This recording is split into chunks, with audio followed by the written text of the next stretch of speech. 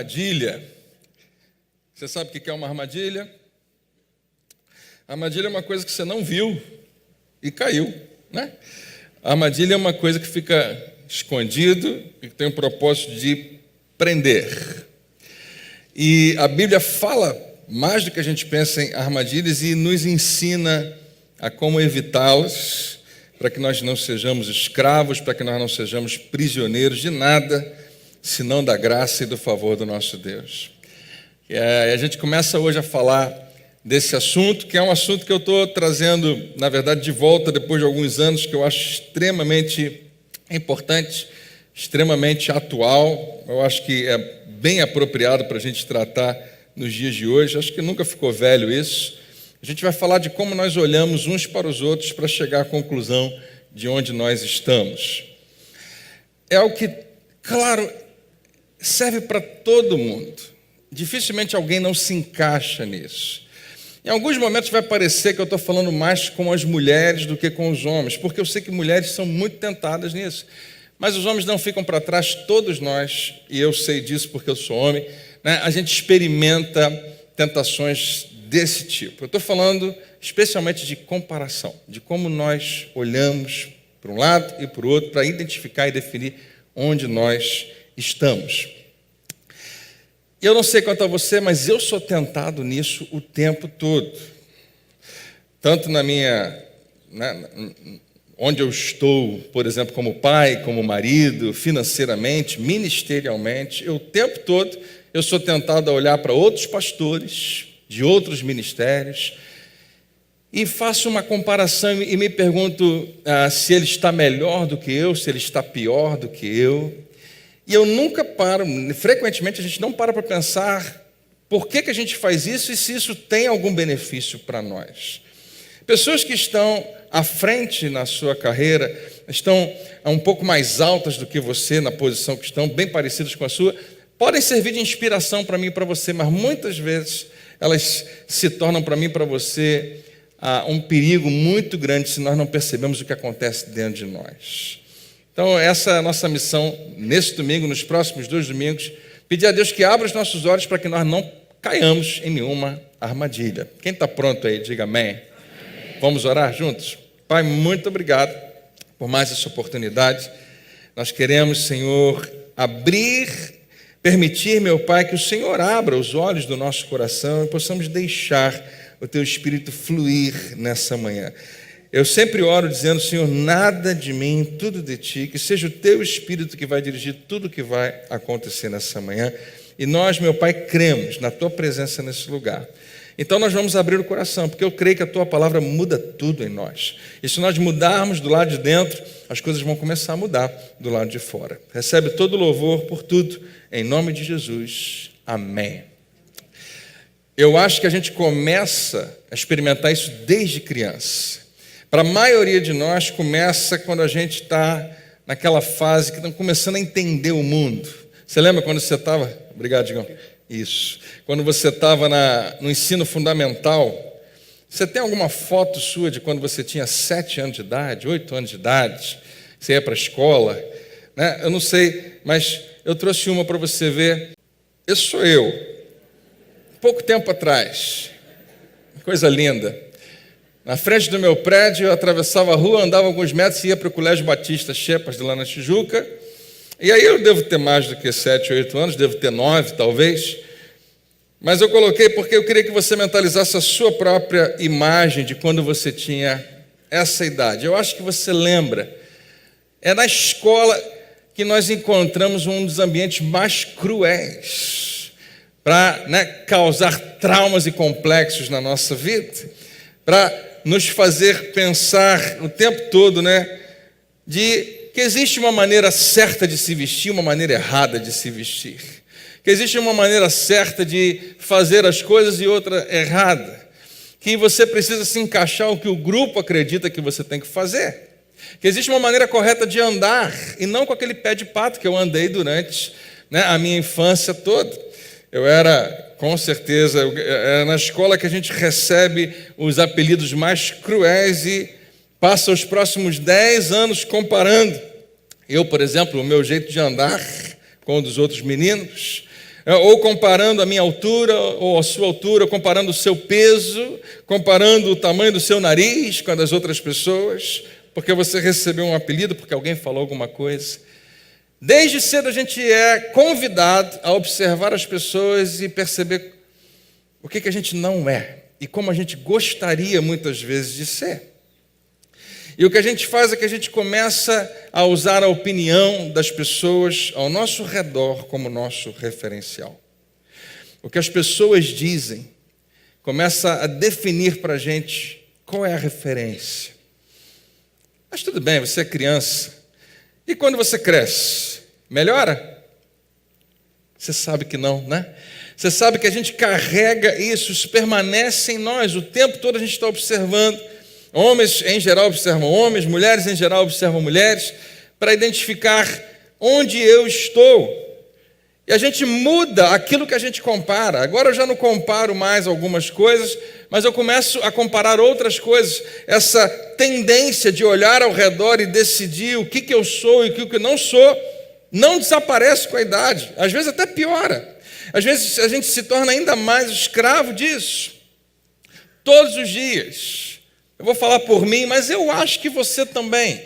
Todos os dias eu sou tentado a olhar para a direita, a olhar para a esquerda, para ver como eu estou, em comparação às outras pessoas. Mas quando a gente se casa, isso muda. Não, claro que não. Não muda de jeito nenhum. O que acontece sem perceber, a gente não conta isso para ninguém, é que a gente começa a comparar todas as faces desse novo tempo da nossa vida. Nós comparamos o nosso casamento com o casamento de outras pessoas, às vezes secretamente. Nós comparamos a nossa casa com a casa de outras pessoas. Nós comparamos as nossas férias com as férias de outras pessoas. Maldito o Instagram, que deixa a gente saber de tudo que as pessoas estão fazendo. Nós comparamos o nosso carro, nós comparamos até o nosso cônjuge, o nosso marido, a nossa esposa. Nós comparamos os nossos filhos com os filhos dos outros. Não, pastor, não faço isso. Não, é que você não percebe. Mas quando você vai numa reunião na escola e você vê os outros pais, você chega a algumas conclusões a respeito de você mesmo. Quando você vê o seu filho no ambiente de outras crianças, você compara ele.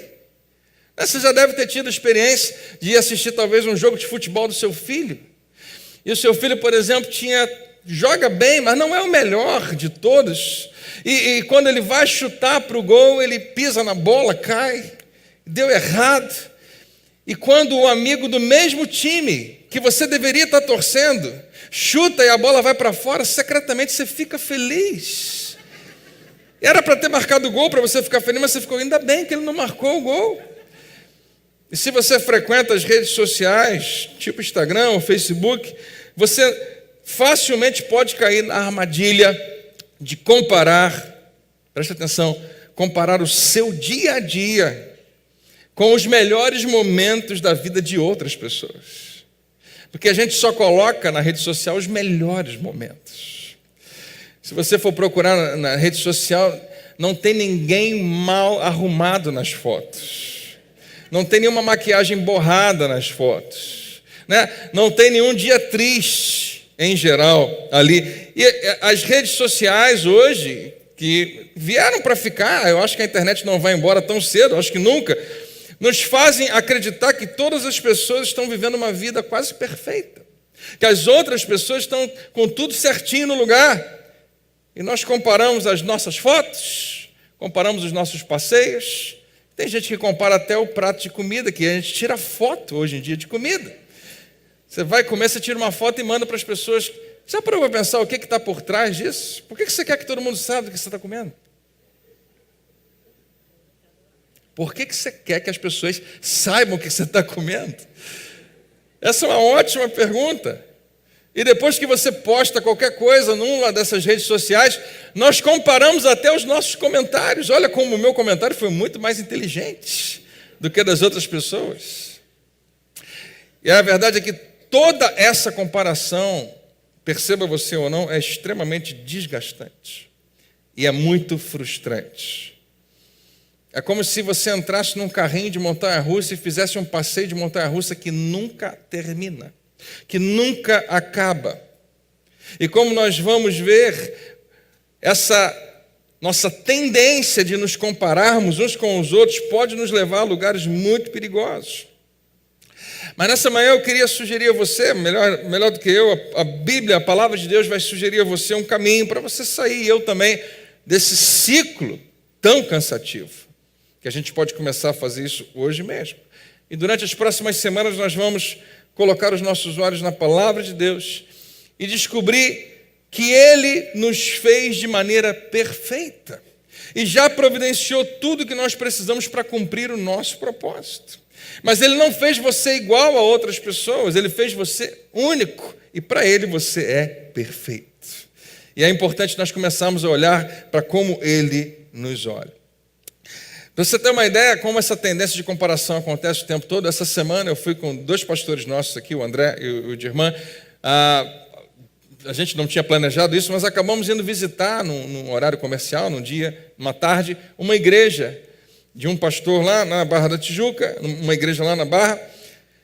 E quando a gente estava indo embora, eu queria mostrar algumas coisas para eles que eu tinha visto lá, o pastor falou para mim: rapaz, você sabe o que aconteceu hoje? Eu fui almoçar e a pessoa que almoçou comigo resolveu ofertar para a igreja esse carro, e me mostrou um carro lindo.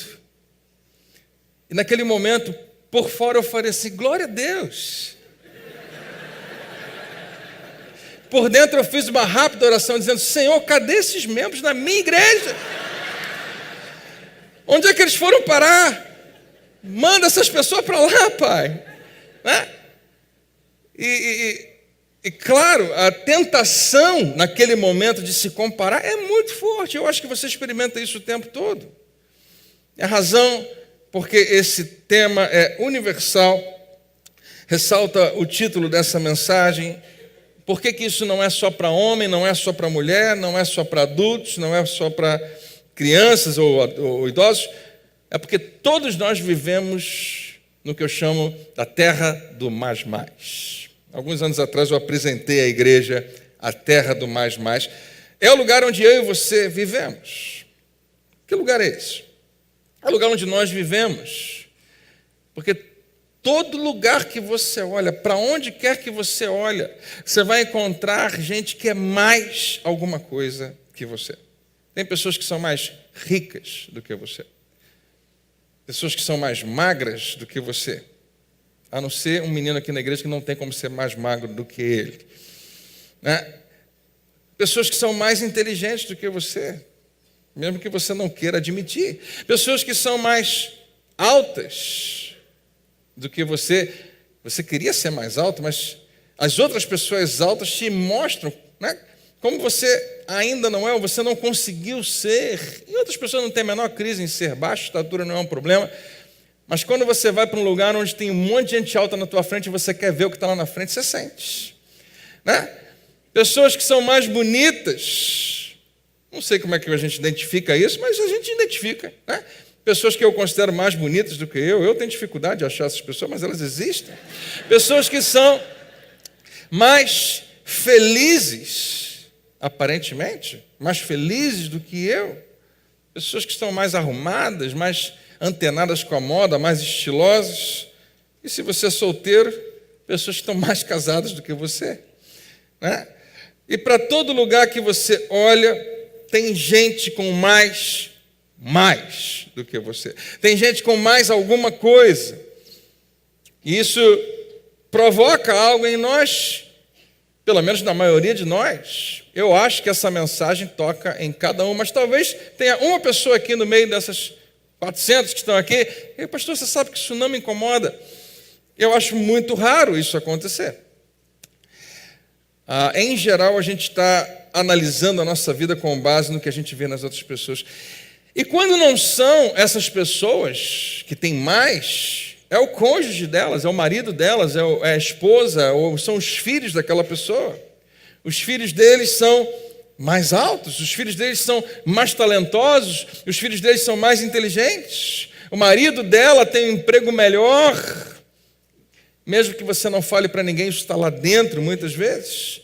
Para onde quer que você olhe, tem um mais. Eu lembro que quando nossos filhos eram bem pequenininhos, na verdade, não sei se a Rebeca já tinha nascido, o Davi era bem pequeno, E eu tenho mais 2 primos meus que tivemos filhos mais ou menos na mesma época. Eu lembro de um deles, né, o pai ou a mãe, dizer: o meu filho, com 2 anos de idade, 2 anos e meio, já está lendo tudo. A gente estava almoçando juntos. Ele passa na rua, olha os outdoor e vai lendo. E eu e minha esposa ficamos em silêncio, olhando para eles assim. Olhamos para o meu filho assim: ô menino burro, não sabe nada. Não, claro que a gente não fez isso, mas você sabe o que acontece, né? Dentro dos pais que olham para outros filhos que estão indo bem, e você olha para os seus e fala: mas o que está acontecendo? E hoje eu quero mostrar para você o que em geral a gente faz e que pode ser extremamente nocivo para os nossos filhos. E no final das contas para a gente também. Mas olhar para as outras pessoas e perceber que elas têm mais do que a gente é só parte do problema, porque nessa terra do mais, nós olhamos ao redor e vemos também que tem pessoas que são mais outras coisas do que nós, e a gente fica até feliz por isso, porque ela é mais fortinha do que você. A gente não fala gorda aqui na igreja, fortinha. Ela é mais baixinha do que você. Ela é mais solteira do que você. Por isso, menos feliz no casamento do que você. E aí você sente uma coisa que você acha que está tudo bem, mas que não é. Você se sente mais melhor do que os outros. E se algumas pessoas sentem cólica quando a gente erra no português, você se sente superior às outras pessoas. O que é uma postura muito perigosa, e a gente não percebe. Tem poucas coisas que a Bíblia diz que dá asco em Deus, que Deus tem nojo, que Deus tem repulsa. A Bíblia diz que Deus, Ele não consegue ficar perto, Ele resiste quando nós temos esse tipo de sentimento, quando nós nos sentimos alguma coisa maior ou melhor do que outra pessoa. E no final das contas a gente chega à seguinte conclusão, e aqui vai o tema do nosso bate-papo hoje e de toda a nossa série. É que comparação é um jogo que ninguém vence. Como eu dizia antes, que não há paz. Que de um lado ou de outro, se você vai comparar a sua vida, em geral você vai sair perdendo. Mesmo, né, que você esteja numa posição onde você olhe para as outras pessoas e na comparação você se sinta melhor a respeito de si mesmo, as chances de você se sentir superior e orgulhoso podem dominar você de tal maneira que você sai perdendo. Ou você fica frustrado, ou você se sente desencorajado, ou você se sente superior e isso não te ajuda em nada. A comparação que talvez fosse positiva, e raramente ela é quando você se compara para se sentir seriamente inspirado e encorajado, mas em geral isso não acontece. Seja quando você se compara a alguém que você se julga superior a você ou não. E o nome dessa série é A Armadilha, porque eu acredito que comparação é exatamente isso. É um lugar onde você não viu que ficou aprisionado. Um lugar onde você não percebeu que caiu. É isso que realmente é a comparação, uma armadilha. Eu dou alguns exemplos para você. Alguns de vocês hoje, por exemplo, estão endividados. E a razão por que você está endividado é porque você passou muito tempo observando o estilo de vida de outra pessoa. E aquilo, entre aspas, te inspirou a gastar mais do que você podia gastar. E começou a chamar a sua atenção. Em geral, a gente não se endivida só porque a gente tem vontade. Você não pensou assim: esse ano eu quero gastar bastante para ficar bem endividado. Não. Ninguém faz esse plano. Mas a gente observa. A gente fala: eu não sou tão diferente daquela pessoa. E olha o carro que ela tem.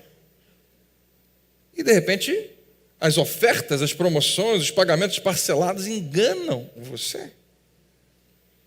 Suaves prestações, quantas? 60. E você caiu numa armadilha. E se pergunta: como é que foi que eu cheguei aqui? É porque isso é uma armadilha. Você caiu e faz parte dessa armadilha da comparação. Alguns de vocês estão se matando de fazer dieta. Todo tipo de dieta que aparece, você tenta e se sente frustrado porque não consegue.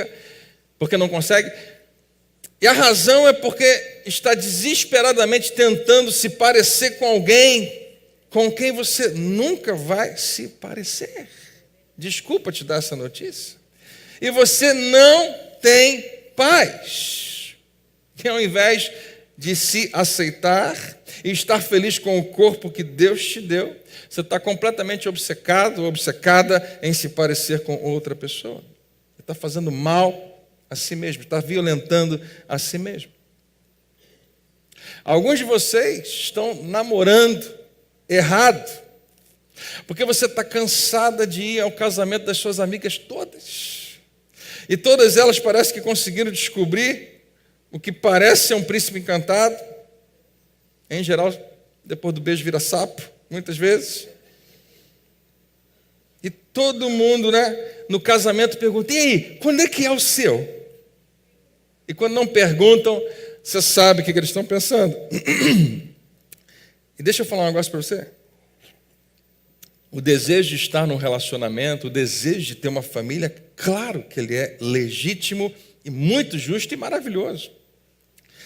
Mas porque você está se comparando a outras mulheres, sem perceber, porque você está se comparando ou a outras pessoas, você está, sem perceber, rebaixando os seus próprios valores. Eu não estou dizendo que você tem que ser intransigente. Tem gente que, tipo assim, a gente considera uma pessoa que ficou solteira há muito tempo, que tem que cumprir aquele versículo: aquele que vier a mim, de maneira alguma o lançarei fora. E quando a pessoa começa a ser um pouco mais exigente, a gente pensa: está sendo muito exigente. Não, eu acho que alguma exigência você precisa ter. Você não precisa ser intransigente. Mas há coisas que deveriam ser inegociáveis, e que alguém diga amém. Porque talvez você esteja diminuindo um padrão moral, algo que você acreditou sempre que era errado e agora talvez você não ache tanto. E talvez você esteja aceitando homens para namorar que absolutamente ninguém deveria aceitar. E eles estão por aí. E você é uma filha de Deus, preciosa demais para Ele. Mas está todo mundo. A gente olha para a direita, a gente olha para a esquerda, a gente se sente frustrado. Quase todo casamento que eu faço, eu lembro de uma frase que eu ouvi, que eu acredito que quem tem vocação para amar, e nem todos necessariamente têm que casar, mas quem tem vocação para amar não pode ficar sozinho, claro. A solidão é cruel. E finalmente algo com que eu acho que todos nós podemos nos identificar, muitos de nós, porque nós vivemos nessa terra do mais, e porque não sabemos como lidar com a força da inveja e com a força do orgulho, muitos de nós estamos fazendo alguém sofrer. Você está fazendo sem perceber o seu marido sofrer, por causa de uma busca incansável. Você está fazendo sua esposa sofrer, porque perdeu completamente o controle do que precisava ter.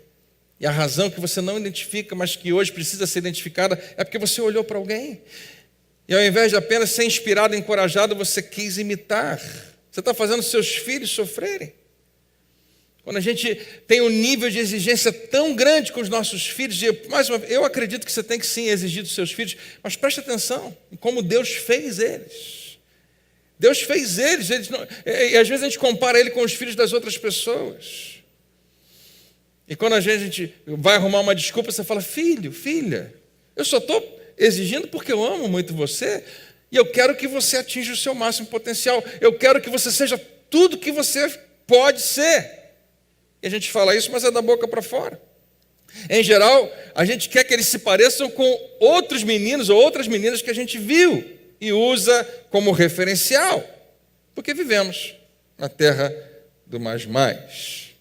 Talvez você esteja fazendo você mesmo sofrer financeiramente.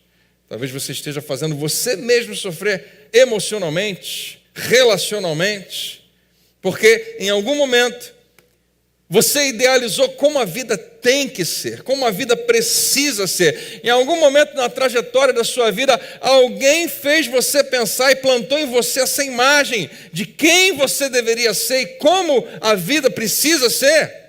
Você não consegue alcançar. E você não consegue alcançar aquele padrão. E você não consegue ser a pessoa que você acha que você tem que ser. Isso faz você sofrer. E toda vez que você vai ao shopping, você é lembrado de tudo que você não tem. E toda vez que você entra no Instagram, você é lembrado de tudo que você não é e não possui. E todos os relacionamentos que você não conseguiu ter. Algumas coisas que você ainda não tem, outras que você nunca terá. E mais uma vez, eu e você precisamos encarar essa realidade imutável, que ninguém ganha nada quando comparamos. Que comparação é um jogo que ninguém vence. Ninguém absolutamente ganha qualquer coisa. E obviamente hoje não é a primeira vez que você ouve algo assim. E obviamente nós não somos os primeiros que estão discutindo esse tema. O homem mais sábio que já existiu, você conhece ele, Salomão, que escreveu alguns livros que estão aí na sua Bíblia, lá no Antigo Testamento, ele nos dá uma visão bem clara dessa verdade, de que é esse jogo que ninguém vence, independente do lado que você esteja do jogo, de que lado que você esteja dessa equação. E eu vou ler com você 3 versículos apenas, que ele escreve em Eclesiastes, que é um livro de extrema sabedoria, que a gente talvez nem consiga entender na sua totalidade. Mas no capítulo 4 de Eclesiastes, no versículo 4, olha o que ele diz, para todo mundo que quiser ouvir. Descobri, o cara mais sábio do mundo, quando fala de que descobriu alguma coisa, vale a pena você ouvir. Descobri que, e eu acho isso muito radical, mas é isso mesmo, que todo trabalho e toda realização surgem da competição que existe entre as pessoas. Se o Salomão tivesse num debate, ia ter um monte de gente dizendo, eu discordo. Mas quando você começa a perceber a vida, em algum momento talvez você concorde com ele. Todo trabalho e toda realização surge da competição que existe entre as pessoas. Importante que eu resolvi colocar ele em 2 outras versões para você comparar. Na versão da Bíblia Viva diz assim, percebi que o que faz os homens correrem atrás do sucesso não é o desejo de serem bem-sucedidos. Não é. O combustível que faz os homens correrem atrás do sucesso é como as outras pessoas estão e como é que elas se posicionam em relação às outras. É inveja. Nunca vi ninguém que alguém fala, você está com inveja, a pessoa diz, é verdade. Ninguém aceita que está com inveja, nunca. Isso é inveja. Que inveja o quê? E aí vem Salomão, um cara muito sábio. A Bíblia nos diz que ele é o cara mais sábio. Ele fala, você corre atrás das coisas, você corre atrás do sucesso, e esse é o combustível. É como você se referencia em relação aos outros, em que posição você acredita que você está. Você não quer ganhar a corrida, você quer ganhar as pessoas, você quer ganhar das pessoas. Você quer estar na frente dos outros. E também na nova tradução da linguagem de hoje, também descobri por que as pessoas se esforçam tanto para ter sucesso no seu trabalho. Ele colocou aqui no trabalho. É porque elas querem ser mais do que os outros. Eu queria que isso deixasse fazer você pensar hoje. Eu queria que você olhasse para isso e pensasse, mesmo que você diga, André, eu não sei se eu acredito em nada disso, eu não sei se eu acredito na Bíblia, ainda assim isso pode ser útil para você pensar. Eu acredito que Deus está falando comigo, com você hoje. Ele quer que a gente olhe para isso. Salomão está dizendo assim, olha, ele é o rei, né? Rei de Israel. Eu tenho observado vocês. Como rei, eu tenho observado o comportamento das pessoas. E eu tenho visto pessoas ambiciosas, pessoas bem-sucedidas, ricos e pobres.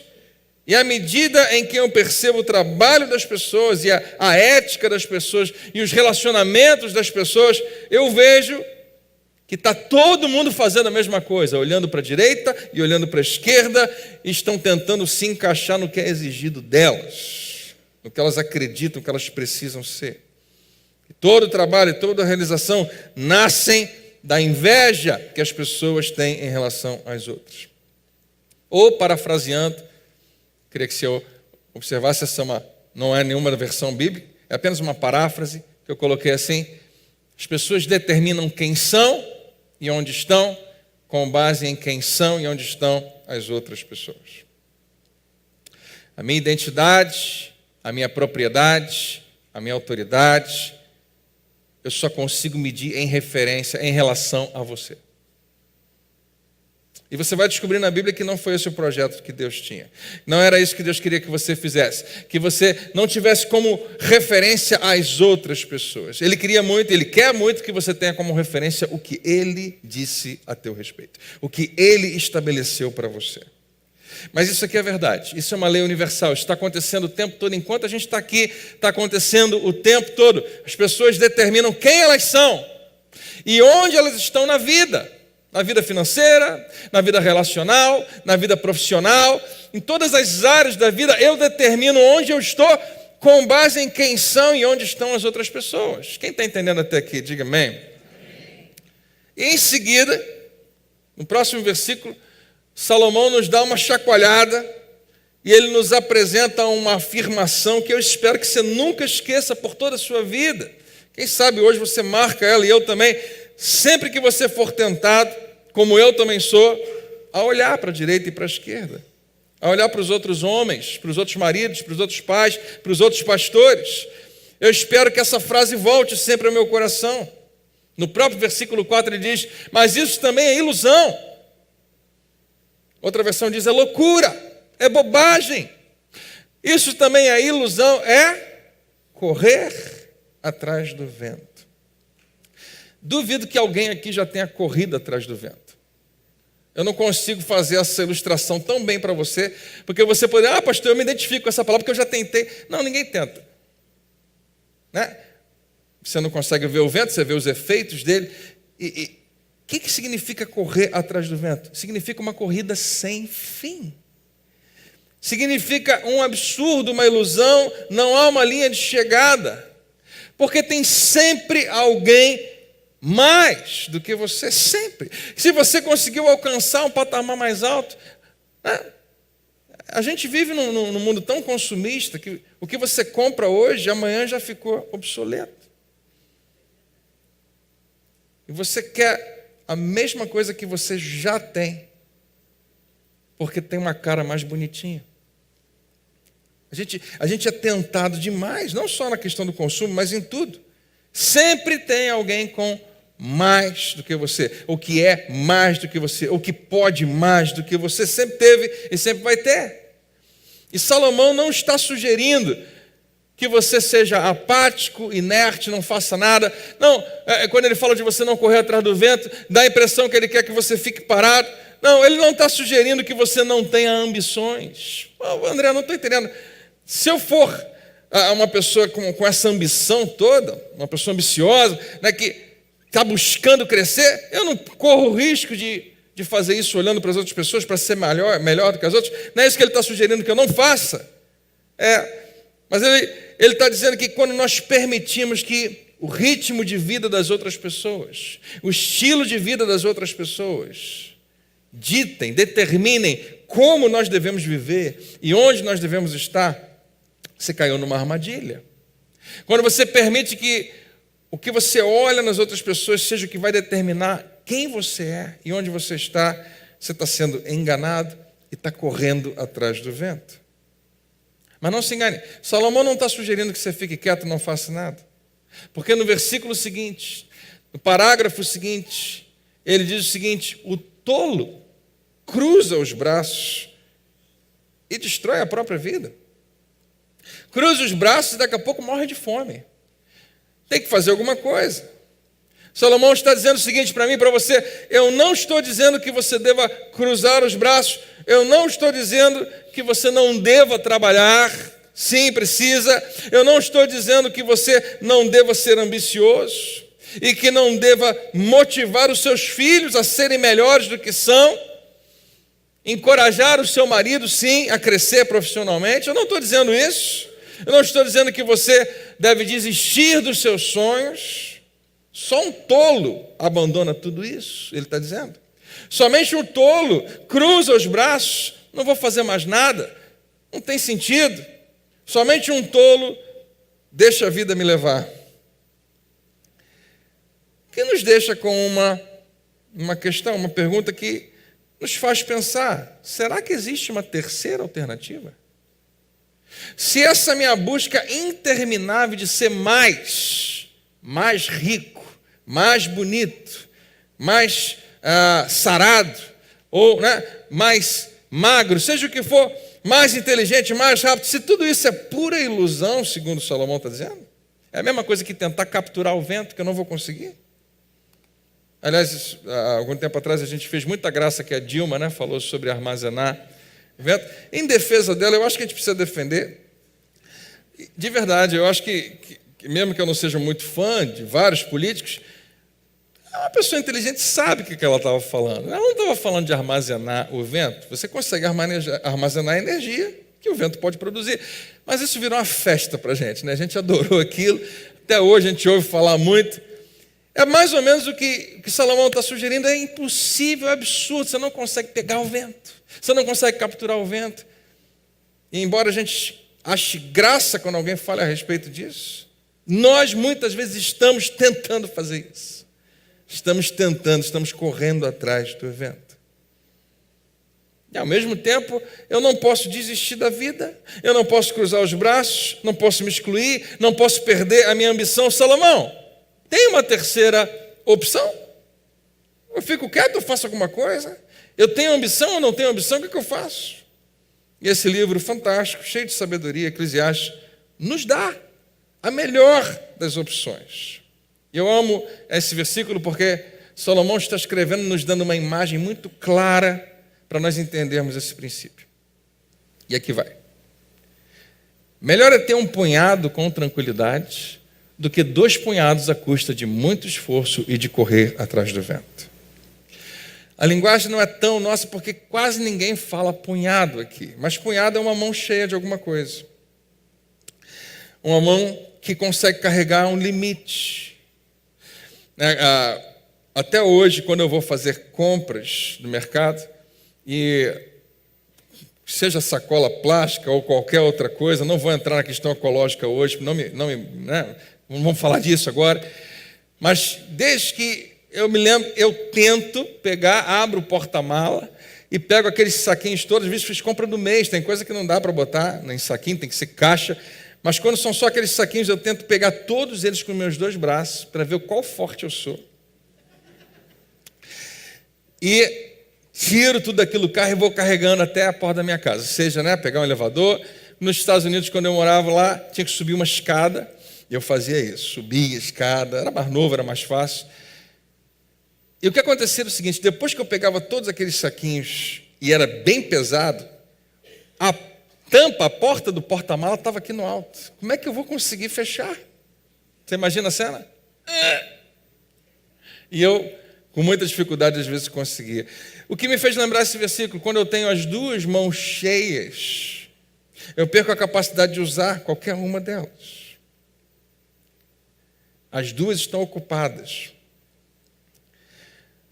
Ele fala: melhor você ter uma mão cheia, com tranquilidade, com uma vazia, porque essa vazia significa muito mais do que você pode imaginar, do que tentar pegar tudo que eu consigo com as minhas 2 mãos, a troco de esforço, a custo de muito esforço de correr atrás do vento. Melhor é ter um punhado com tranquilidade. Você sabe o que significa tranquilidade? Eu queria dizer para você 3 coisas, 3 palavras que eu acho que podem significar tranquilidade: satisfação, contentamento e paz. Eu queria que você me ajudasse a ilustrar essa simples definição. Vou convidar você a falar comigo essas 3 palavras. A gente vai falar junto. Só que antes de falar qualquer uma das palavras, eu vou convidar você a fazer algo que faz muito bem a gente, que é respirar fundo. Encher o seu pulmão de ar, inspirar, e quando você expirar, nós vamos todos falar juntos: satisfação. Todo mundo vai falar junto. E depois nós vamos encher o pulmão de ar, e quando expirar nós vamos falar juntos: contentamento. E depois a gente vai fazer a mesma coisa: encher o pulmão de ar e vamos falar todo mundo junto: paz. suavemente, não precisa gritar. E por um instante, nós vamos todos juntos, coletivamente, inclusive você que está em casa, não fica de fora. Experimentar apenas uma amostra, apenas um gostinho de tranquilidade. Porque essas palavras soltas no nosso ambiente trazem a essência do que Salomão estava querendo nos informar. Existe um jeito de viver a vida sem correr atrás do vento. E ao mesmo tempo se tornar tudo aquilo que Deus quer que você seja e que já te capacitou a ser. Sem que você precise ficar preocupado. Então vamos lá, você está pronto? Todo mundo? Todo mundo vai brincar comigo, beleza? Vamos lá então, você vai primeiro, né? Encher o pulmão e todo mundo vai falar junto. Satisfação. Vamos lá, 1, 2, 3 e... satisfação. Mais uma vez, o segundo agora, contentamento. 1, 2, 3 e... contentamento. E o último agora, 1, 2, 3 e... paz. Não é tremendo isso? Não seria maravilhoso viver em tranquilidade? E a imagem que ele coloca dessa mão fechada, segurando o máximo que você consegue segurar em um punhado, ela precisa nos chamar a atenção para outra mão, porque essa mão já está cheia, está tudo bem. Uma mão fechada é importante. Você precisa de uma mão para você obter e guardar. Quem está comigo aqui, diga amém. Mas a outra mão precisa estar aberta. As duas mãos fechadas têm um significado. As duas mãos fechadas tentando segurar tudo que você é capaz de segurar, coloca você numa posição extremamente limitada. Melhor, ele diz, do que as duas mãos fechadas carregando tudo que você consegue carregar, mas perdendo toda e qualquer oportunidade que exige uma mão aberta e uma mão disponível. Porque quando você está carregando tudo e acontece alguma coisa, já era, você não vai poder usar nenhuma mão, você não tem a terceira. Você precisa se agarrar ao que você tem. Salomão está dizendo, é melhor viver com uma mão aberta. Você sabe o que uma mão aberta representa? Uma mão aberta significa que Deus tem a oportunidade de colocar algo nas suas mãos. E significa também que Deus tem a oportunidade de tirar algo de você. E quando Ele tira, em geral, Ele tem algo muito melhor para colocar. A nossa matemática vai dizer, André, 2 mãos cheias é muito mais do que uma. É pelo menos o dobro. A matemática de Deus vai dizer que uma mão aberta é muito mais. Uma mão fechada, permitindo que a outra fique aberta, é um convite para Deus participar da sua vida. 2 mãos fechadas representam estresse. Eu faço, eu seguro tudo, eu me esforço e eu me canso e eu me torno completamente indisponível. E Deus não pode fazer nada na minha vida porque é eu que estou fazendo. Eu sou o meu próprio Senhor, eu sou o meu próprio Deus. Uma mão aberta pode significar satisfação, contentamento e paz.